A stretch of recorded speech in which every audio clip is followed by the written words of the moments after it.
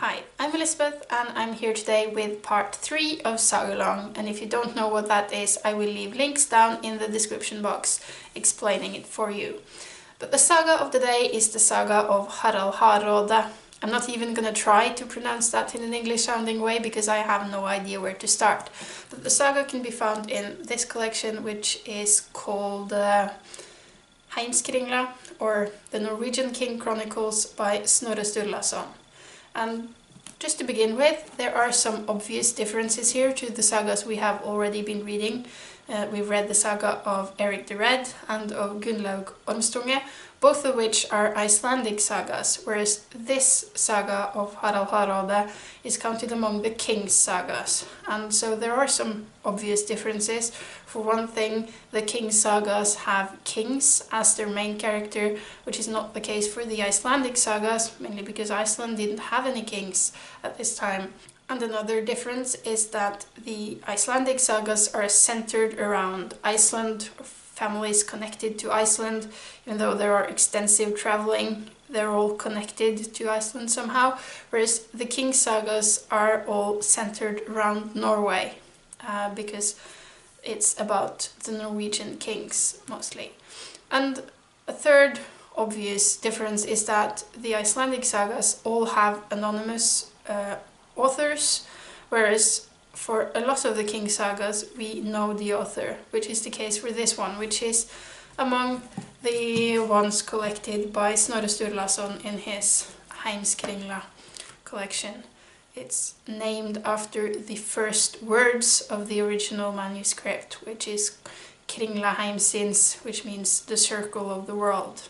If you read the two previous sagas in this read-along, you might also notice another difference, and that is that this saga does not start with the compulsory listing of names and ancestry as the two Icelandic sagas we've read starts with. And there's a simple explanation for this, and that's Harald Hardråde's saga is, as I said, part of this big collection, and if you've read the sagas prior to this, you won't need this explanation because you will already know the ancestry of Harald Hardråde, or Harald Sigurdsson as is his real name. And that's just because this saga is part of a bigger whole. It's more like a chapter in a book than it's a story on its own rights.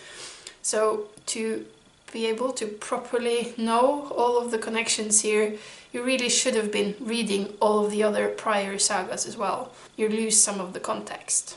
So in this story we follow Harald Sigurdsson from the age of 15 until his death when he's 50. We learn early on that he's the nephew of Olaf Haraldsson, which is one of the big names in Norwegian history. He was a king. He is the king that is attributed with making Norway a Christian country. He took to the new faith himself, and he wanted his country to join him in his beliefs, and he did this in a fairly brutal way. He did not take no for an answer. He gave lots of people the choice between taking to the new faith or die, and a lot of people chose the latter. And he was not necessarily the most popular man because of this, and there was a big rising of peasants, and they fought a big battle at a place called Stiklestad, and Olaf's army lost and he was killed. And this is one of the major battles in Norwegian history that we all learn about at school. But after the battle, Olaf Haraldsson, his corpse was not behaving like it should. It's said that the body did not rot, and his fingernails and his hair kept growing, and eventually he was anointed a saint by the Catholic Church, and he's known as Saint Olaf. And through this he actually managed to make Norway a Christian country. His death played as big a part in this as all the stuff he did during his lifetime. But this is just a bit of backstory to the story that we have actually been reading, because as I said, Harald was his nephew, and we first meet him when he has been at this battle at Stiklestad. He's 15 years old and he's been wounded, but he's been smuggled off the battleground. He's been nursed back to health by a peasant, and he's been smuggled out of the country. And he goes east, and he goes to Russia, to Ukraine, to Kiev, where he hangs out with King Yaroslav for a while being some years. Then he goes south, and he spends 7 years in Greece and what the Vikings called Miklagard, which is Istanbul or Constantinople. And he was a mercenary in employ of the Byzantine emperor, I want to say. And he spent 7 years there, just going from one battle to the next. We hear about how he captures 80 African cities and how he plunders his way through Sicily.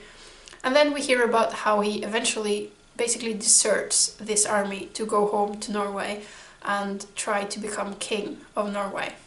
And although this story might be exaggerated, especially Harald's place and position in the army and how important him as an individual is, we know for a fact that he was actually here and actually part of that army, because we have not only this saga to tell us this, but also a written Byzantine source that mentions him, and mentioning him having this important place in the army, and also talks about his desertion.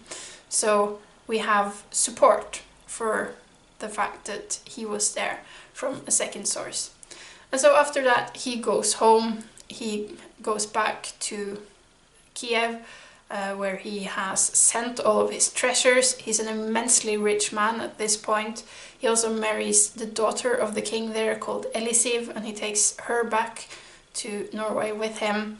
He basically ends up being co-king with his cousin, who is called Magnus Olavsson. He's the son of Saint Olaf, or Olav Haraldsson, and they rule together for about a year before Magnus dies from illness and Harald becomes king alone.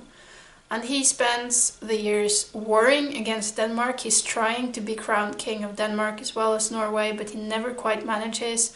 He just raids the shores every summer, and there are some big battles against the Danish kings called Svein, but they never really win or lose completely, so it's always at this standstill.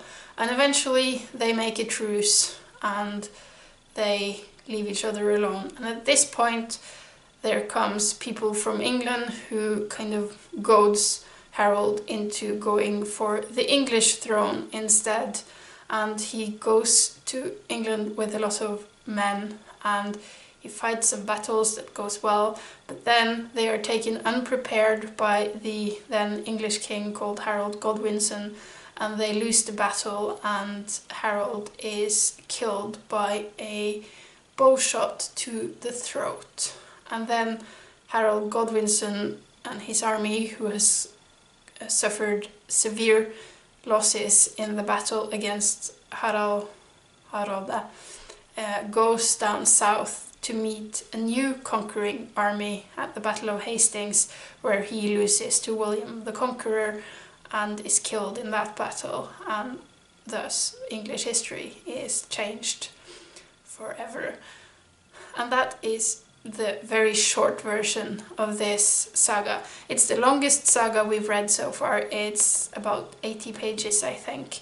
And this is clearly a chronicle. This is history writing. You follow this one man throughout his life. You see all of his exploits. You hear about him being this handsome man with muscular body. He has blonde hair.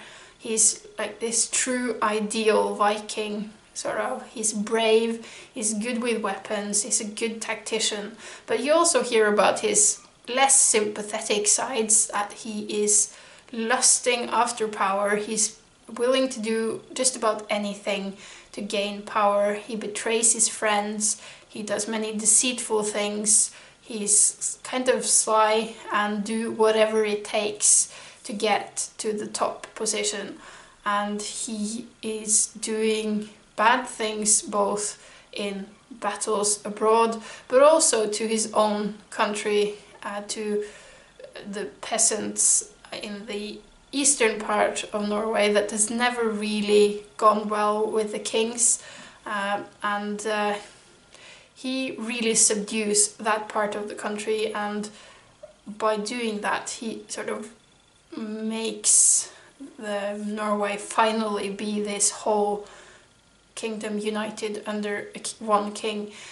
I mean, the Norway was united to one realm by another Harald a long time before this, but the eastern parts had always sort of been warring and trying to have as much independence as possible, but Harald Hardråde was the one that really subdued that part as well. And many historians count the end of the Viking Age at the death of Harald at the Battle of Stamford Bridge in 1066, and he is counted as the last proper Viking king. He was among the last who actually went out fighting in this way. I seem to have a lot less to say about this saga than the previous ones.